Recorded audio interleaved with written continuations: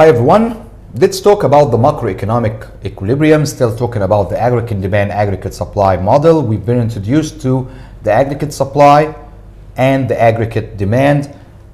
Let's talk about the equilibrium where the aggregate demand intersects with the aggregate supply.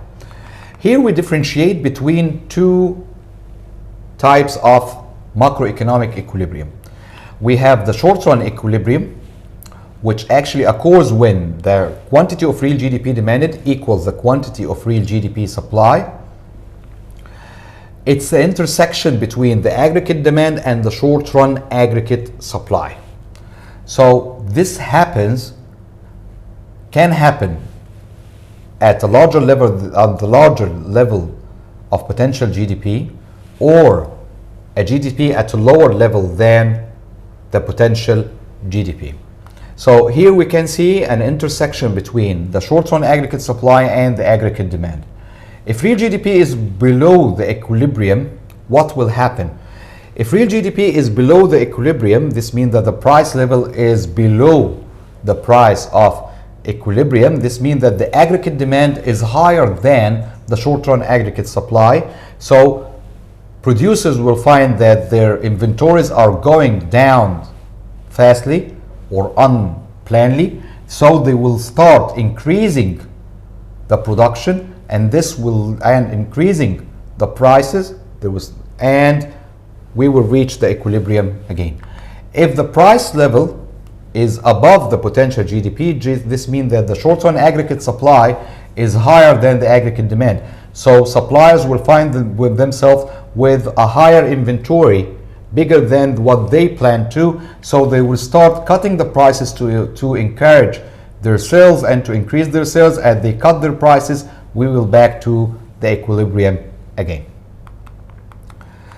However, all of these movements will lead us to the short-run equilibrium. Will the GDP demanded and the GDP supplied are equal? However, we could be above the potential GDP or under the potential GDP, and this leads us to the long-run macroeconomic equilibrium. The long-run macroeconomic equilibrium happens when all the factors and all the variables has adjusted to lead the economy to reach the potential GDP, where at the potential GDP we have full employment, we have natural rate of unemployment. Or graphically, when the intersection happens over the long-run aggregate supply. So long-run equilibrium occur where the aggregate demand and long-run aggregate supply and short-run aggregate supply are intersecting at the same point, and this happens in the long run. Now let's talk about how would this model explain some of the economic changes like growth and inflation.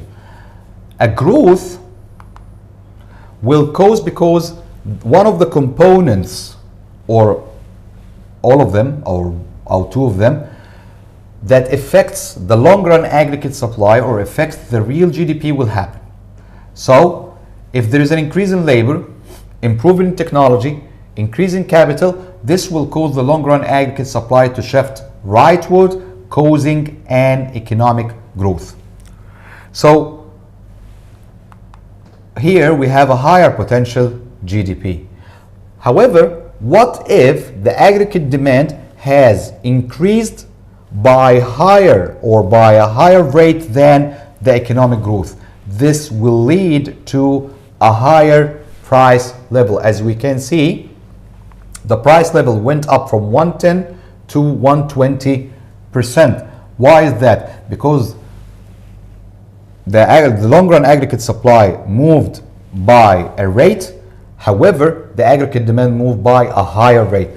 What could cause this is a money supply, an increase in money supply that is actually bigger than the rate of growth, causing the aggregate demand to increase by more than the long-run aggregate supply, by more than the economic growth, causing the prices to go up. So inflation occurs because the quantity of money grows faster than the potential GDP, which increases aggregate demand by more than the long run aggregate supply and causing the prices to go up. At this unit, we actually been introduced to the long run equilibrium, the macro long run equilibrium, macroeconomic long run equilibrium, a macroeconomic short run equilibrium. And we have been introduced to how the model explains the change in the growth rate and the inflation rate. In our next unit, we're going to talk about how does this model explains the business cycle. See you there.